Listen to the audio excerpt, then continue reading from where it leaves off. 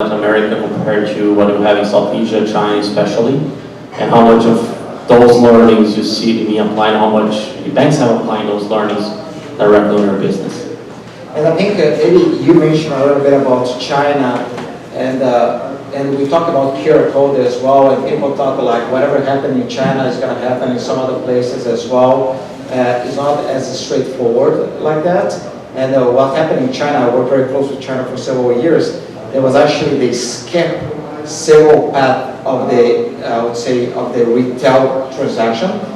They went straight from the informal to a mobile one. Usually it goes informal, formal brick and mortars, e-commerce, and commerce. In China, they pretty much skipped from the informal one directly to a mobile commerce one. But together with the QR code and everything else, I think this QR code, as Lindsay was saying, I think is catching up, and it's something that is going to happen in Latin America maybe in the future. I'm not sure if it's going to be as fast as it's going to happen in China, but I think for the low-income population, I think it's going to take a different path.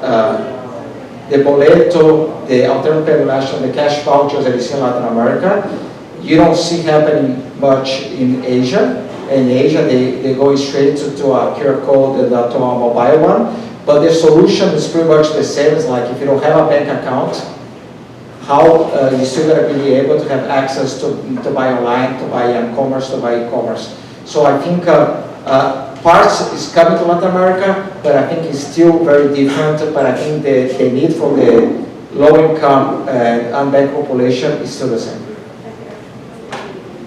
A second, completely unrelated question. What is your view on something closer to a Facebook Libra for the payment processing industry? In general, Latin America?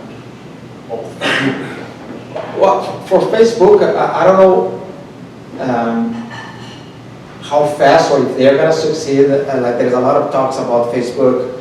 If I cannot even trust them with my personal data, am I going to trust them with my financial data? That's something to be discussed. I think there was a discussion about like everybody's now trying to create their own cryptocurrency, how fast they're going to move. I think in Latin America is going to depend a lot how I think the government is going to approach. And I feel that like in Brazil, we even thought about like from the EBANX side, there is some company that is already do a lot of blockchain, cryptocurrency, FX transactions going to Brazil and abroad. I think the Brazilian government is not ready for that, regulation-wise. I think they are moving to understand, but I'm not sure if they're ready.